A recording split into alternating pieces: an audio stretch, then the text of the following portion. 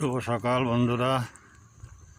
দেখুন আপনারা পরিবেশটা কত সুন্দর, মসৃণ প্রশস্ত রাস্তা, চারিদিকে কি সাজানো গোছানো বাগান। আসলে নিঃশ্বাস নিতেও খুব শান্তি লাগে। একদম নির্মল বায়ু, পবিত্র বায়ু, ধুলাবালি নাই, গাড়ি ঘোড়ার কোনো ঝামেলা নাই।